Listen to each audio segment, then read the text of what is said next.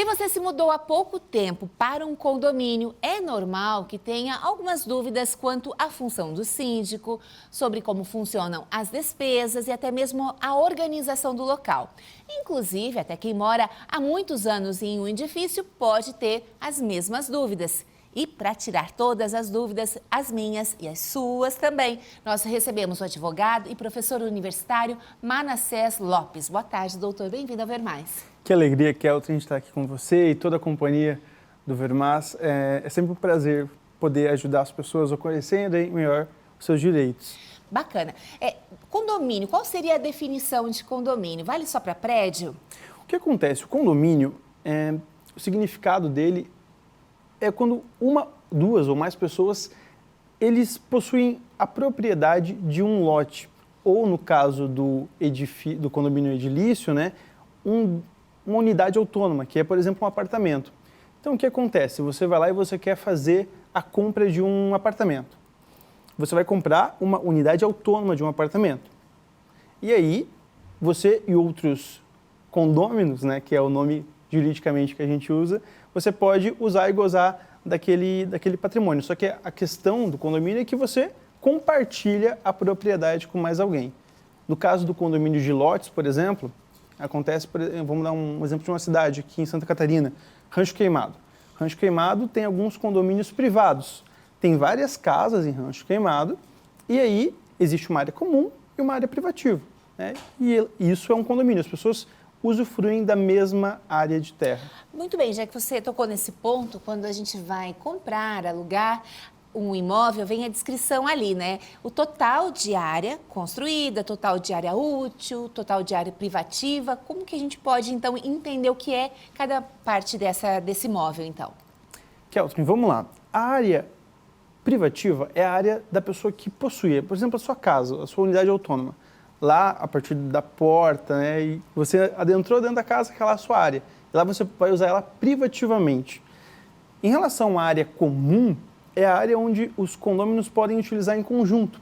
Por exemplo, o salão de festa, né? Você tem um salão de festa e você pode se utilizar dele, ou até a área externa, por exemplo, piscina, a academia do próprio condomínio, que o pessoal utiliza bastante para ficar fitness, né? Já faz o cookiezinho de banana e fica fitness, se utilizando para poder malhar e fazer seus treinos, enfim. E aquela área comum, onde as pessoas podem utilizar ela para poder fazer a sua atividade de lazer e desfrutar melhor do lugar onde elas habitam. Então, as despesas do condomínio podem incluir tanto a área privativa quanto a área comum também. Perfeito, Kelton. As despesas do condomínio, elas são para a manutenção dele. Imagina que você tem uma casa e essa casa não é em condomínio. Eventualmente você vai precisar pintar a sua residência, você vai precisar fazer uma reforma, fazer alguns ajustes, manutenção. Essas mesmas despesas que você gastaria na sua casa individual, você gasta no condomínio. A questão é que existe alguém, no caso o síndico, que vai fazer a administração do condomínio, né? E aí as eventuais despesas que você vai ter, por exemplo, teve um problema com o gás, um problema com o elevador, tudo isso são as despesas condominiais que elas são rateadas pelos condôminos. Daí, ao invés de você ficar sozinho, você rateia. Certo. Eu só quero pedir para você que está nos acompanhando participar também. Se tiver alguma dúvida, eu tenho uma sobre a função do síndico. O síndico tem que estar disponível 24 horas por dia? Essa é uma pergunta polêmica, ainda mais quando o pessoal agora tem WhatsApp, né? E aí é 1h o condomínio mandando mensagem: olha, o vizinho lá do 202 está fazendo barulho, o que eu faço agora? O que acontece? A melhor palavra para a gente definir é o bom senso.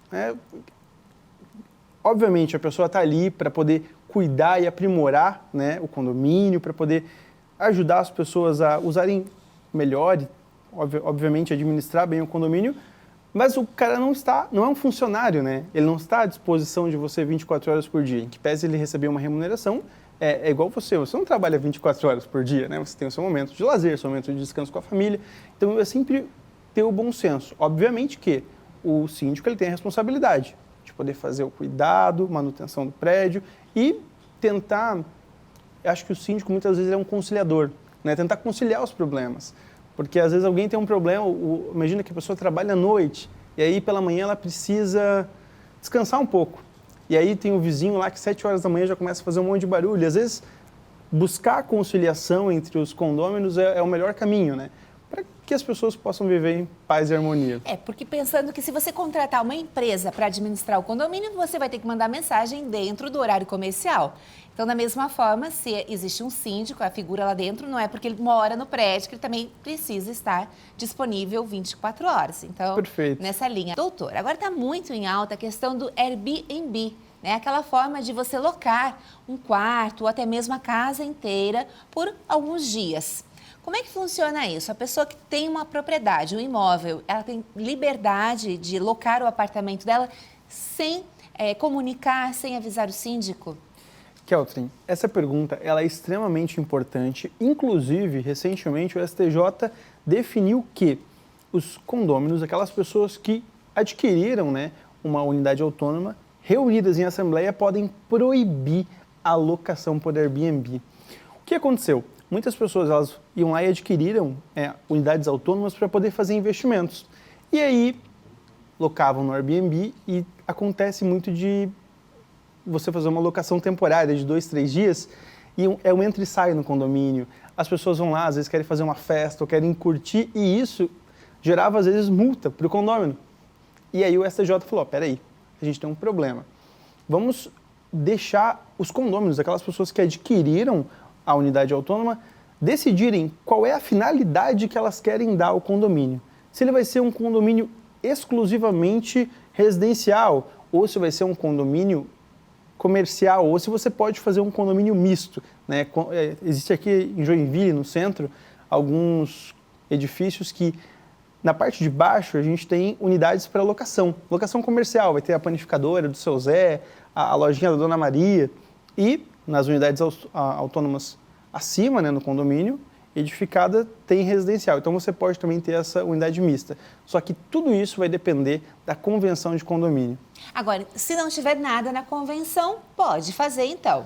A gente parte dessa premissa, né? Se não existe nenhuma regra proibindo, no direito privado, você pode fazer a locação por condomínio. E para fazer a alteração, é complexo? Como é que funciona? O que acontece? Tem que ser realizada uma assembleia de condomínio. E aí, nessa assembleia, por 2/3 daqueles que residem lá podem definir se pode ser proibida a locação por aplicativo ou se você pode permitir. Só que tudo isso tem que ser previsto por assembleia. Perfeito. Chega uma participação no nosso WhatsApp, vou pedir para a produção colocar aqui na tela. Pessoas que não pagam o condomínio em dia. Pode ser feito o corte de gás e água? Obrigada pela sua pergunta, Maurício. Maurício, que tema complexo, né?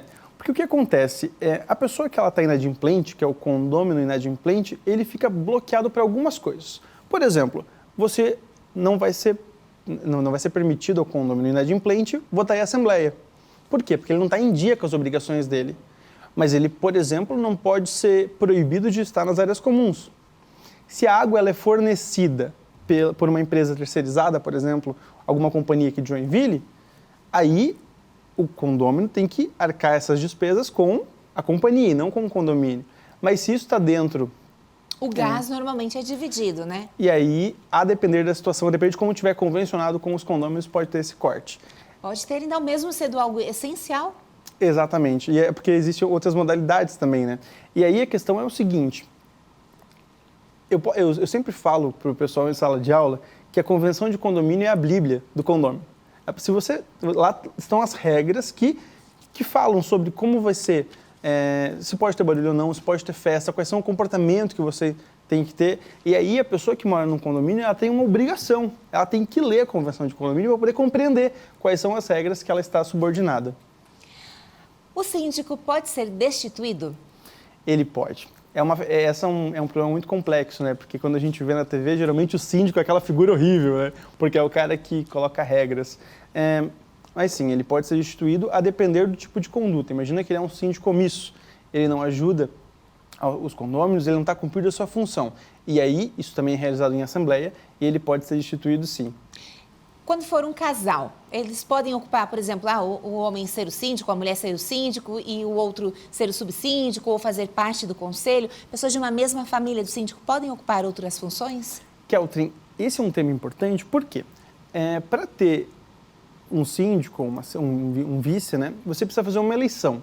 E muitas pessoas não querem assumir essa figura porque é muito polêmica, né? Você tem muita atribuição para fazer. Então, além das suas atribuições comuns, você tem as atribuições na qualidade de síndico. E aí, muitas das vezes, na eleição, uma família domina. Isso é uma coisa que não é usual, era bom que não fosse assim, porque, imagina, tem várias pessoas que são donos daquele imóvel também. O ideal é que fosse bem democrático, né? Todo mundo pudesse falar, todo mundo pudesse colaborar para ter um lugar melhor para se viver. Mas tem essa figura e de vez em quando a gente gera umas dúvidas no direito. Então, a lei permite, mas não seria o ideal. Exatamente. Só se não houver outra possibilidade. Exatamente. Quanto mais pessoas para participar em relação ao condomínio, melhor. Por quê? Porque daí a gente vai ter debates de ideias. Eu gostaria de trazer alguma coisa nova para a infraestrutura, queria fazer um tipo de reforma. Como é que isso acontece? E aí, quanto mais debate, sempre melhor, Keltrin. Tem mais uma pergunta sobre a questão da instalação do ar-condicionado, até mesmo aquelas telas de proteção. Precisa pedir autorização? Como é que funciona? Isso também está disposto na convenção de condomínio. Regra geral é permitido. Por quê? Porque às vezes você tem um filho pequeno ou você tem um animal de estimação e quando a gente não coloca uma tela de proteção, a gente pode ter um grande problema, inclusive a nível de responsabilidade civil. Imagina que existe uma pessoa que locou um apartamento e começa a jogar sujeira do último andar lá para baixo, para ver o que acontece, para ver qual é o barulho. Hoje em dia, com o trend de TikTok, tem que ter cuidado com isso, né? Vocês cuidam disso, pelo amor de Deus. Mas, e aí, o que acontece, Keltrin? O condomínio responde pelo condômino que pratica esse tipo de ato, que a gente chama de condômino antissocial. Aquela pessoa que pratica atos, uma pessoa muito barulhenta, ou que descumpre as regras do condomínio, ou que não cuida de maneira adequada da parte comum, essa pessoa é chamada de condômino antissocial. E, inclusive, pode sofrer sanções a depender da conduta. E aí, se ela começa a criar atos que vão contrárias à convenção de condomínio, de uma regra de boa vizinhança, de bom senso, ela pode ser, inclusive, penalizada, Keltrin. Perfeito. Dr. Manassés Lopes, muito obrigado pela sua presença aqui no Ver Mais. Eu agradeço muito a atenção de vocês e obrigado pelo convite. Fiquei muito feliz. Que bom.